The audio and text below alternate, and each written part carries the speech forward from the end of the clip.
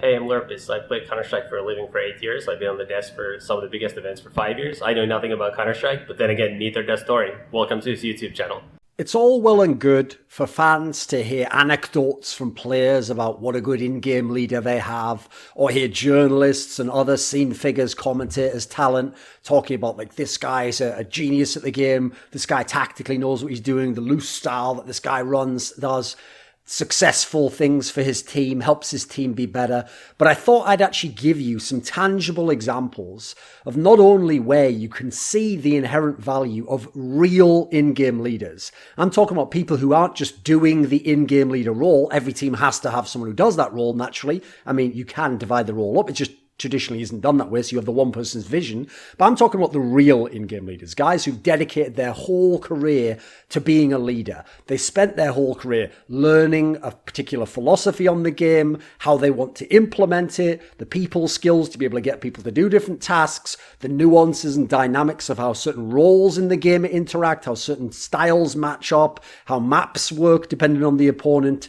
So what we're going to do is we're going to look at teams who had the talent to be in the top 10 at times, let's say last year, the last couple of years, but the lack of a real in-game leader is a big part of why that is. So I'll give you a few examples.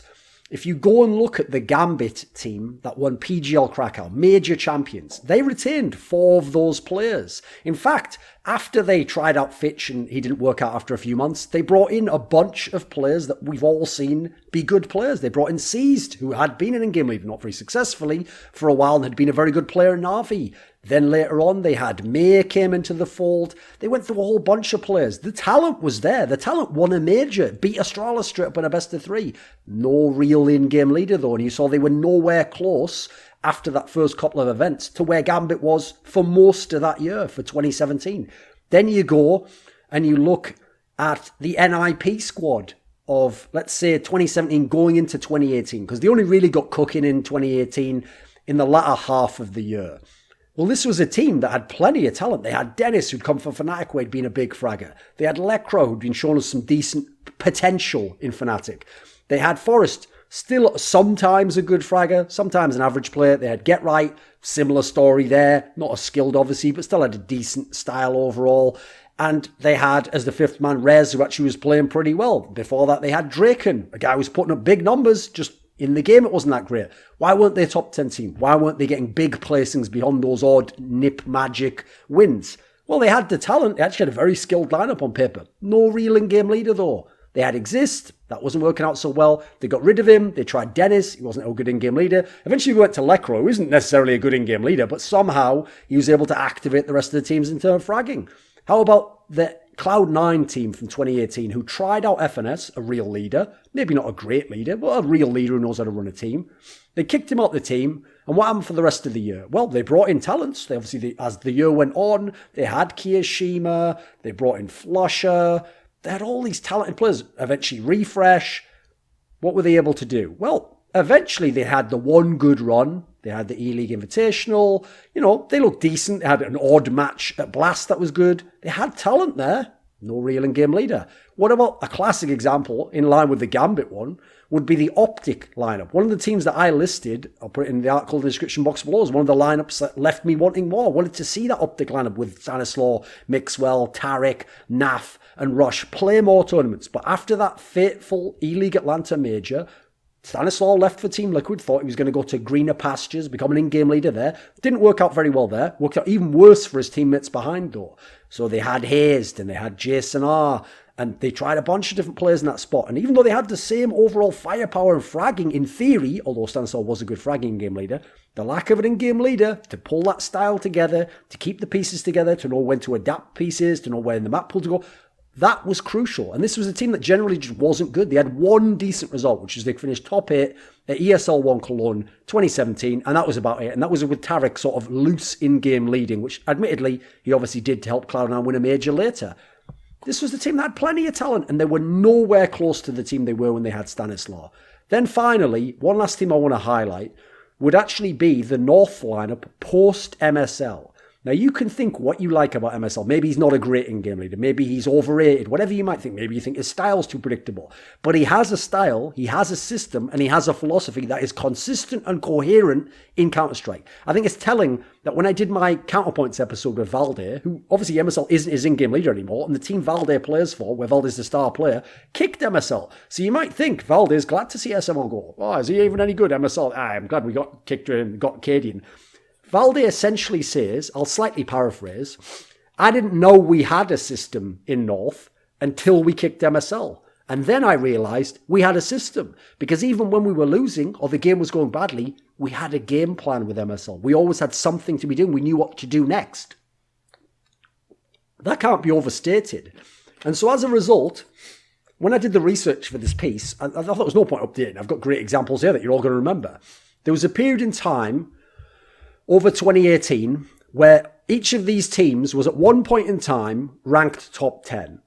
And what you're going to see when I list off all these teams is another aspect. Not only is an in-game leader valuable, but another area you can see how valuable the in-game leader is. And as a result, by the way, you'll see the tenure of these in-game leaders is insane. There's very few new in-game leaders, and that's the part I want to bring up. They're all either legendary in-game leaders who've been very good in CSGO and or Source or 1.6, and therefore have the tenure and people trust them, and they consistently still get results in the modern day, or the way the team got into the top 10 was they took an inexperienced in-game leader or a weaker in-game leader or someone who's just temporarily switching to be an in-game leader, and they offset his weaknesses or deficiencies as someone who's still learning the role, growing into it, with a coach who has some of those strengths and can overlap and can carry that, can cover his weaknesses, and therefore make him a better coach, in-game leader duo than just an in-game leader on his own or just a coach on their own. So obviously Astralis is the easiest one, right? Because in Astralis, you have Glaive, probably the best mastermind in-game leader in the game at the moment. I would have said that was the case even before they got Magus and went to the top. He was fantastic with the previous Astralis lineup.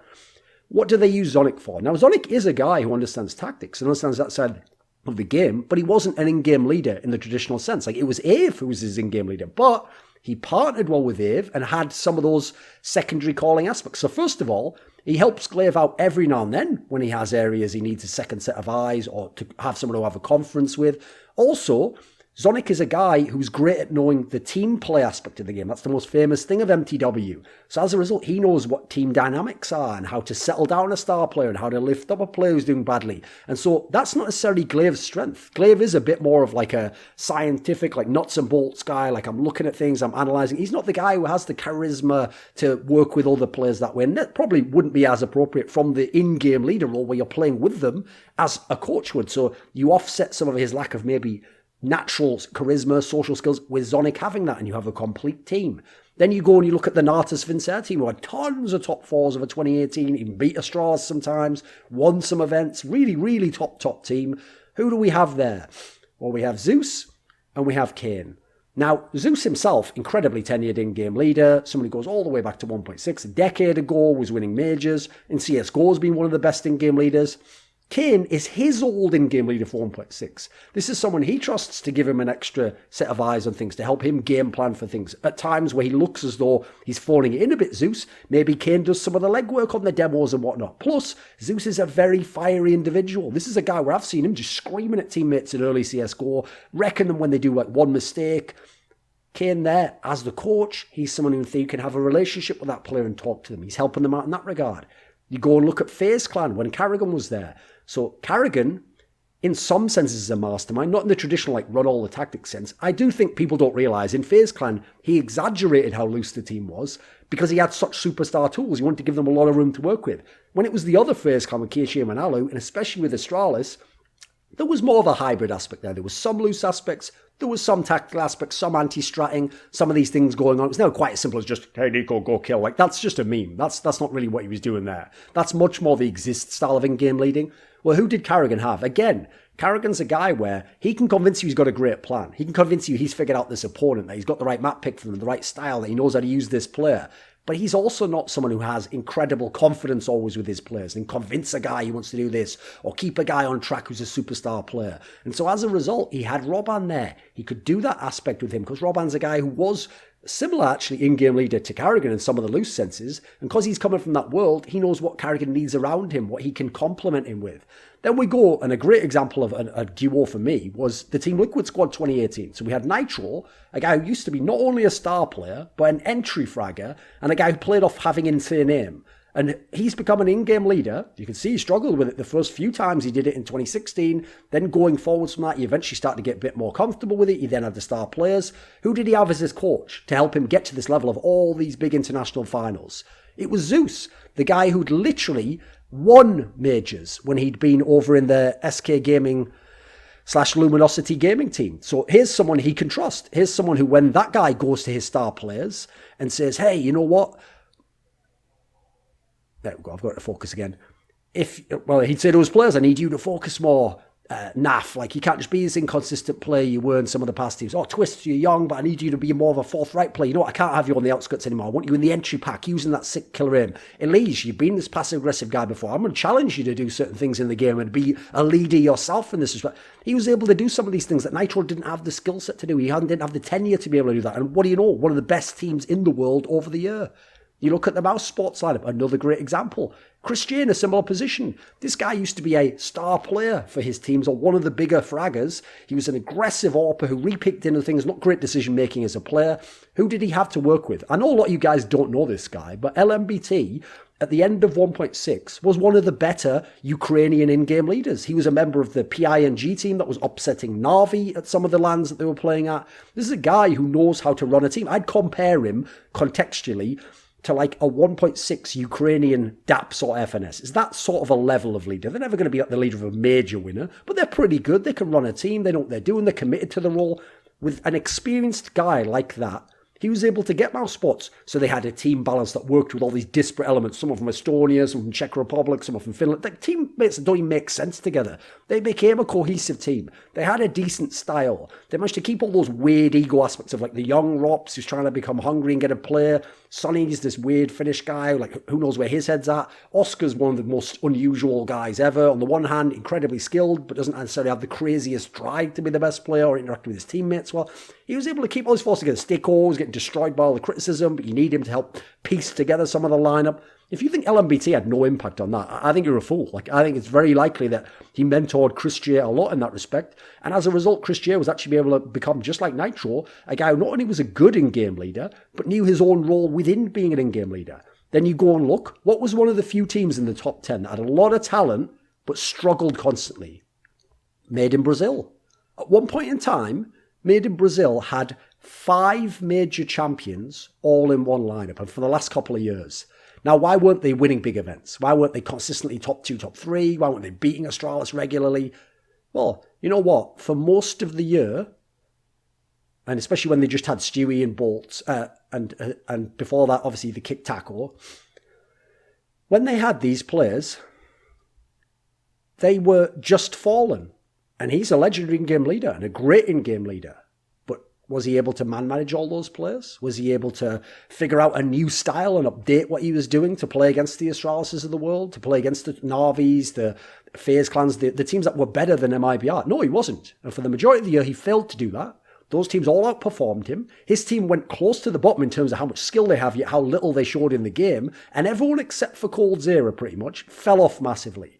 Now, when he got Yanko as a coach, a guy who's been an in-game leader, a tactical in-game leader, who's also worked with a more loose style, who knows people like Nico and some of the superstars of the game, so has an inside view on some of it, who's been an analyst and watched a bazillion big games. What do you know? Within months, they were already immediately better, had a much better idea of the map pool. They shift their maps heavily. They started playing DOS 2 and maps like that way more heavily, played Cash again, etc. They went away from the maps that weren't working for them, and they even managed to eventually win a best of 3 over Astralis, who are probably going to go down as the best team to ever play CSGO. I think even with all the teams coming in the future, it's going to be hard for anyone to top them. You can see the value of a coach there, even with a legendary tenured in-game leader, because of the complement that he can bring to it. How about the Fnatic team once Exist joined?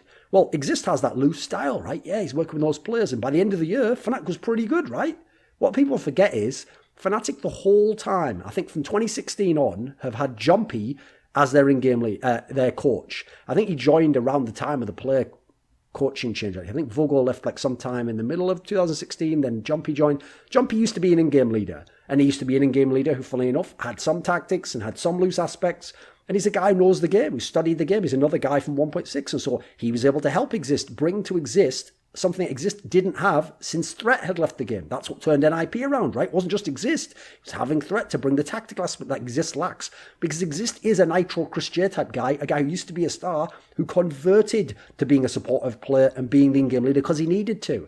Then you look at the big clan, the team that went all the way to the final of ESL and Cologne, were able to beat FaZe Clan in a best of 3. Admittedly, FaZe Clan with a standing, but you know what? With a standing, they'd won an event before. This is a team that not only had GOB, legendary 1.6 in-game leader, but the problem is, in CSGO, GOB had never been a truly elite tier in-game leader. He'd been good with those early Mouse Sports lineup. He was certainly good with the lineup when they first got Nico in and eventually they kicked him. It was a good team. But was it revolutionary? Was it pushing the boundaries? Was he way ahead of the metagame? No. And you know what? I'll give credit to Legia, actually. I think Legia, as the coach at some point in time, working with Godby, got B up to speed on CSGO and helped him with some of those aspects and helped him adjust to some of these elements. And what do you know? What did they innovate in big? Well, we all know Astralis had the best utility usage, but they also had some of the best players and they had the best team overall and they had the best map pool overall and the best practice conditions. Big Clan lacked a number of those factors. So having these players together, GOB, Legia, they were able to catch up almost to Astralis' utility level and pass many, many much more skilled, much more high-level teams by in doing so and become an effective team. Nowhere near that level and only briefly kind of a top 10 team or going up and down, mainly down. But they still were able to show something that lineup on paper should have had no business showing us. How about the North team, the one that won DreamHack Masters Stockholm, that has they can boast the accomplishment of having beaten Astralis in 2 best of 3s at one event. Who the fuck else does that, right? Practically no one. They were led by MSL. Now, MSL, really good guy at running a team, setting up a system, calling the right tactic from his playbook. He's more of a playbook guy than an on-the-fly, impromptu, make-up a genius tactic. He's going to pick the right playbook tactic. That's why this team, even famously on Mirage, on Inferno, could grind out wins against teams that maybe should be slightly better than them or get past the underdog teams when they played them generally. Who was his coach? Well, he had Ave, didn't he? To bring a different flavour to what he was doing, to maybe force him to vary it up a bit. Supposedly, that's why he started to mid-round a little bit more. And then he had this one tournament where, amazingly, MSL was a fucking MVP of a major when he played Astralis in the final of it over people like Device. If you think Ave had nothing to do with that, again, it seems silly if you look at the way the person's career is going when the coach comes in to complement them and cover some of their weaknesses and what then the result is. Finally, I'll give you the analogy. Another one, because I'm giving you 10 teams overall.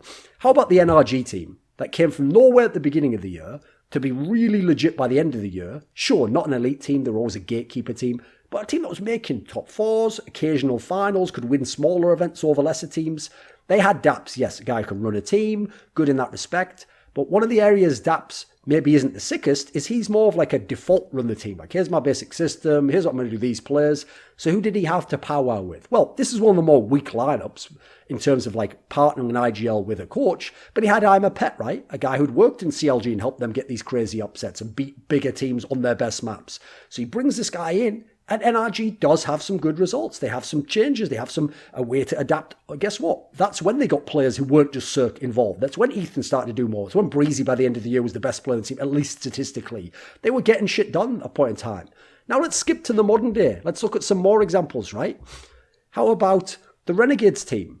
So when Cassard came as a coach, when they had Nifty, is when they immediately got way, way better. And they won the Star Ladder event. And then the next year, there was a Star Series event where they were able to make top 8 and place FaZe Clan. They were looking really legit, even though they'd lost Snaf at this point in time and they should have been nobodies. Now you look, when they had the Renegades lineup without Cassard and Azza became the in-game leader, they were an incredibly lackluster team. There's no reason to think they were going to do anything. They brought back in Cassard, and what do you know? They legitimately had a chance to go top 4 at this last major. They lost to MIBR, a series I actually favoured them to win, but they showed so much throughout that tournament. They were one of the most legit teams there. They beat a number of top teams. They had a nice best of 3, great map veto, solid map pool. A lot of this doesn't just come from Azza, a brand new in-game leader, a Nitro, a Chris J-esque transformation, but because they had Cassard as well, a guy who knows the game, who's proven it in Mouse Sports. 3 different versions of Renegades now. This guy knows what the fuck he's talking about and how to break the game down. How about the G2 lineup that had Existence as in-game leader, and I think everyone would agree they massively lacked firepower. But you know what? They were able to beat Mousespots in a best of 3. They were able to beat FaZe Clan in a best of 3. By the end of the year, Existence went out. They brought in Malek as a coach. He came in a little bit before that. And then they had Shocks as an in-game leader. These teams were able to get wins and results that their firepower and their names on paper, in terms of where their names were in 2018, had no business doing so. And they were close to a top 10 team. They had some solid wins. Coaching, in-game leading, these things aren't a joke. They are much better than they should have been overall. How about complexity?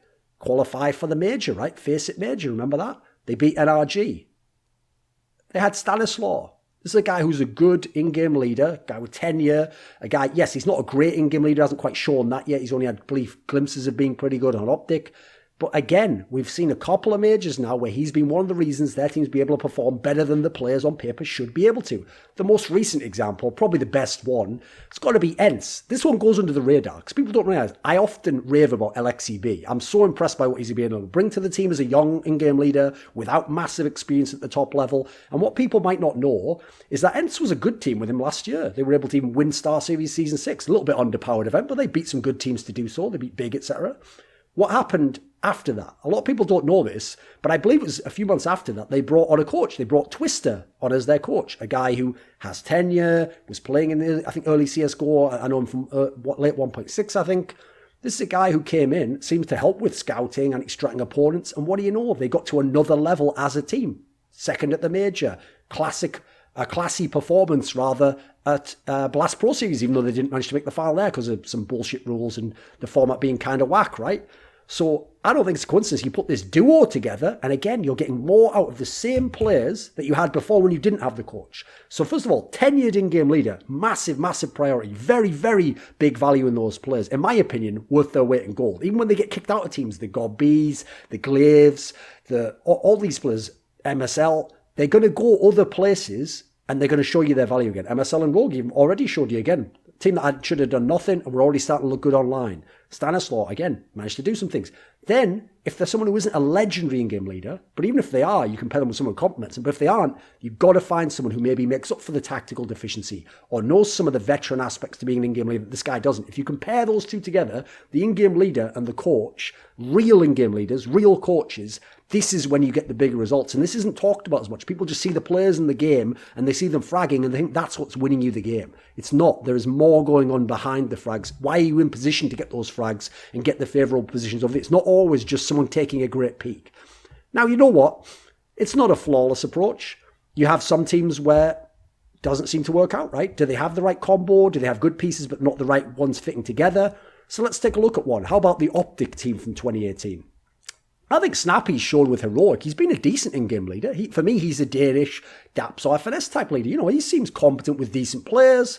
Generally, he can bring people through. But was Rogger the right coach for him? I don't know that he was necessarily. I don't necessarily know that this was a guy who had the charisma to win some of his players over or get them on the right side. I think maybe they should have paired up different players in that sense.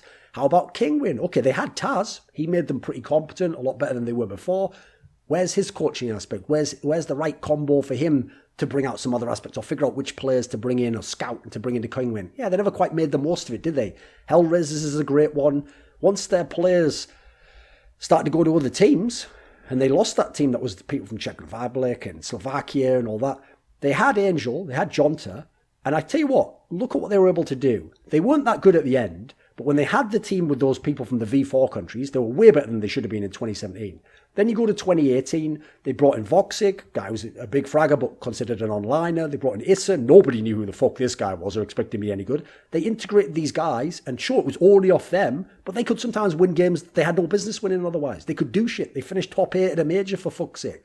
So one of the things about the in-game leader and the good coach as well, but the in-game leader largely, is he brings a system. He has a cohesive philosophy on how to play the game. He understands the game, not he understands the game. He understands the game from his perspective and it makes sense. It has a logic to it. He's got more in his bag of tricks than just, a few strats or I can watch a demo and break it down.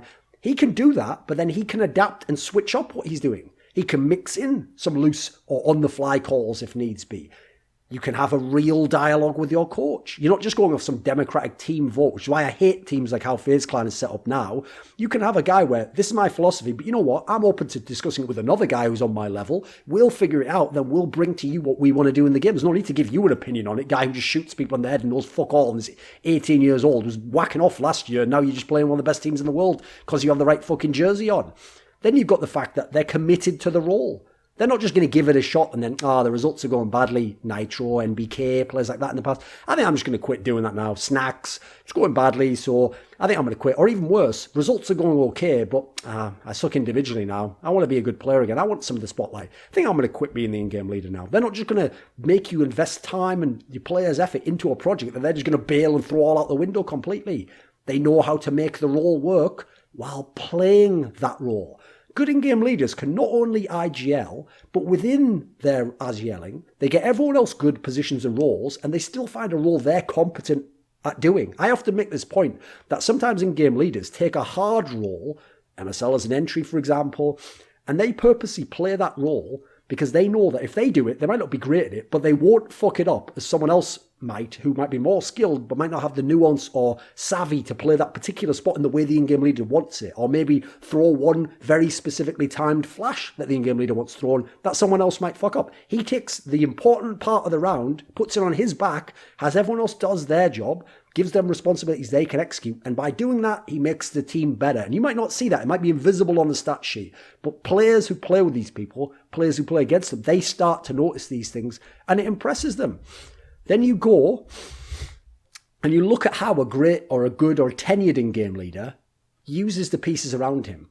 He takes the players, and he doesn't just use them where they'll be good. He looks at all of his personnel. He looks at the playing style that he's got, and he says, where would be the right pieces for all of these collectively to go? So this piece, I might put in the best role. I might have to take a role away from this guy, but he can still be competent over here, and he doesn't have to be my best player.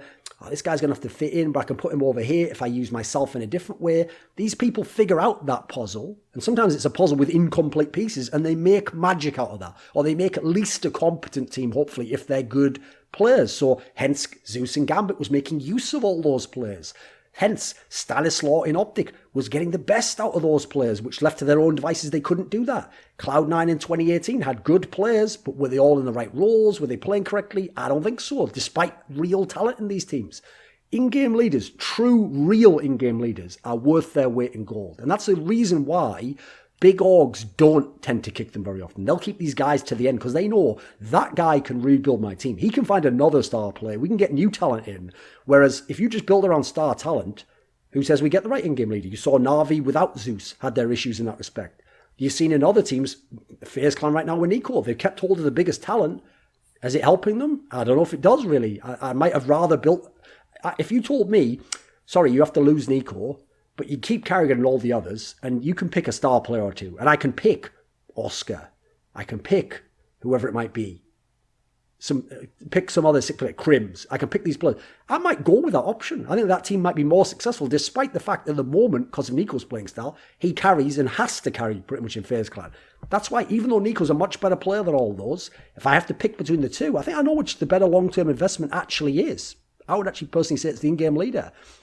The key thing here is, despite what I've laid out, despite how clear and how well correlated it is between true and real in-game leaders, good results, teams being better than they otherwise would be, teams getting their best rankings, despite this, true in-game leaders are in incredibly high demand. You notice most of those guys played in 1.6 or played in Source.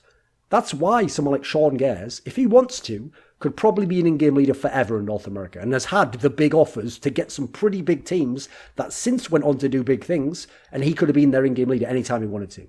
That's why when Starix left Na'Vi, I even went to this guy and said, I can hook you up, dude. I can get you a team right now in NA that's got big name players on. You can do a lot. You could be a great in-game leader. He didn't want to do it. He wanted to stay in the CIS region. Happy could have had many more shots. He probably could be on G2 right now if it wasn't for his attitude, for his stubbornness, because he had something as an in-game leader that was special, and he had the results to back it up. You look at someone like Crystal, the German player, who's been hanging around Tier 2 seemingly forever now. It's been years, and you're talking about 5 or 6 years since he was a competent individual player himself. But the reason why he will always get gigs somewhere is because he knows the basics of running a team. Now, people think he's so bad they kick him. He's still got the basics though. And like I say about Stanislaw, he's another guy who will get chances and has been able to again prove himself and start to come back into relevancy even when he's with players who aren't as good. So real, true in-game leaders, and if not that, good in-game leaders or people committed to the role, complemented by true or real coaches, are a big, big deal in this game. And don't overlook them and get distracted by the fireworks of the headshots. This video was supported by Dean Tanglis, Andreas Snazore Westerlund, James Harding, NateDOhDoubleG, OllieJ, Tobias Bernasconi, Travis Greb, Tristan Jones, Daniel Olivar, Jiangheng Lu, and special thanks, as always, goes out to Jerky's Minion, one of my OGs. Do you want to suggest a topic or a guest for my content? Maybe you want to ask me a question. I have a monthly AMA. Perhaps you want teasers for who the next guests are on my upcoming talk shows. Maybe you want to be part of my monthly discussion where my top patrons talk to me. Well, put your money where your mouth is and join the Scrilluminati today at the description box link for Patreon.